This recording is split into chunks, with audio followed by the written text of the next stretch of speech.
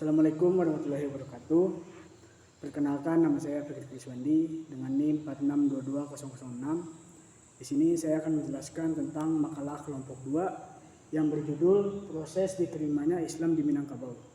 Di sini ada 2 bab dan 2 subbab. Yang pertama bab 1 yaitu awal mula masuknya Islam di Minangkabau. Nah, di sini itu terbagi dari 2 bagian, yaitu masuknya Islam di Minangkabau melalui jalur timur dan masuknya Islam di Minangkabau melalui jalur barat. Di sini kita akan membedah dulu di bagian timur dulu. Perlu kita ketahui latar belakangnya itu adalah Islam masuk ke Indonesia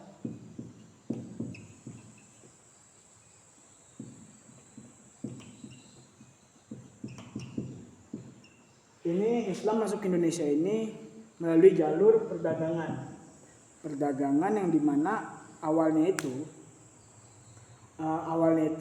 ketika para pedagang atau rakyat-rakyat di bangsa Arab itu berdagang atau hijrah ke Indonesia. Lalu setelah itu ketika dia berhijrah dan berdagang, di situ dia tuh sambil menyiarkan agama Islam itu sendiri gitu. Nah, jadi sebelum masuknya Islam ke Indonesia ini, itu sebelum masuknya Islam di Minangkabau ini, masyarakat Minangkabau ini menganut ajaran atau agama dari Hindu dan Buddha. Dan sebelum ada Hindu dan Buddha, masyarakat Minangkabau itu menganut paham animisme, yaitu paham di mana bahwasannya itu kita itu bisa belajar dari alam.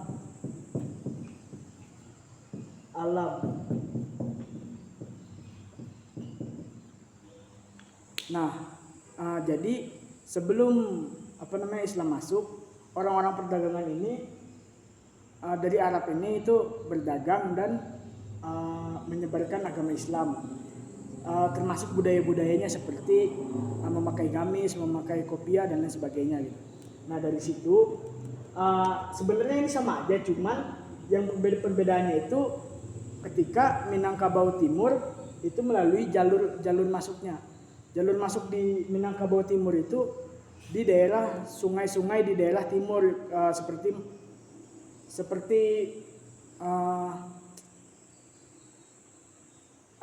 itulah gitu. Nah, tapi di kedua ini itu sama-sama memakai sistem perdagangan dari pantai-pantai di daerah timur, pantai-pantai di daerah timur dan pantai-pantai di daerah barat. Contohnya pantai timur itu ada di Malala. Nah, di Malala ini orang Arab itu pergi ke sana gitu untuk berdagang. Jadi ini tuh sebenarnya itu saling melengkapi gitu, dan akhirnya itu di Minangkabau Timur itu pada abad 7 Masehi. Nah, di Minangkabau Barat ini itu berbeda lagi. Kalau mereka itu ada satu tokoh namanya itu kalau tidak salah Syekh Burhanuddin. Beliau itu yang pertama sebelum mengajarkan Islam kepada masyarakat. Syekh Burhanuddin ini mengajari anak istrinya, mulai dari anak, keluarga dan lain sebagainya gitu.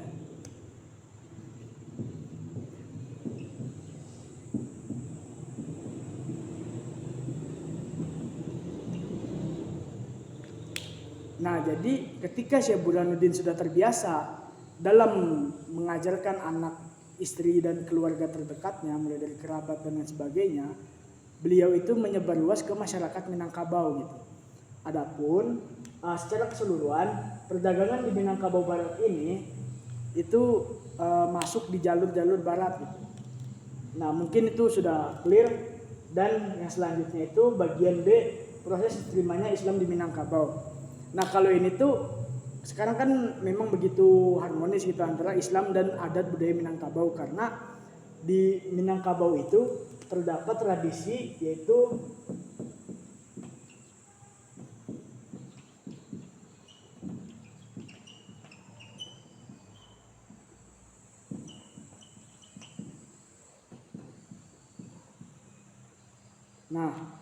adat budaya Minangkabau itu terdapat tradisi alam tak kembang jadi guru. Artinya itu alam berkembang jadi guru. Nah ternyata setelah melewati konflik-konflik yang terjadi antara Islam dan Minangkabau ini, itu ternyata selain perbedaannya ada juga persamaannya gitu. Persamaannya itu Islam itu mengajarkan bahwasanya itu sebuah pengalaman atau sebuah peristiwa yang terjadi di dalam kehidupan kita itu mengandung makna. Nah begitupun dengan adat ini.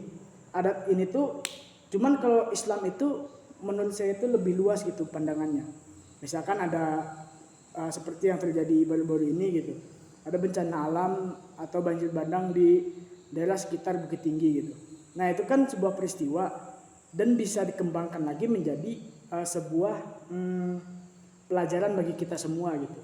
Nah jadi kalau alam ini maksudnya itu gini, ketika misalkan saya melihat rumput atau melihat jalanan gitu, itu yang terdapat pelajaran bahwasannya itu rumput ini setiap hari berzikir gitu. Ketika kita melihat daun yang jatuh dari pohonnya, kita menganggap bahwasannya daun yang jatuh ini itu bukan semata-mata jatuh doang gitu, bukan sembarang jatuh doang, tapi ada yang mengizinkan bahwasannya itu daun itu harus jatuh gitu.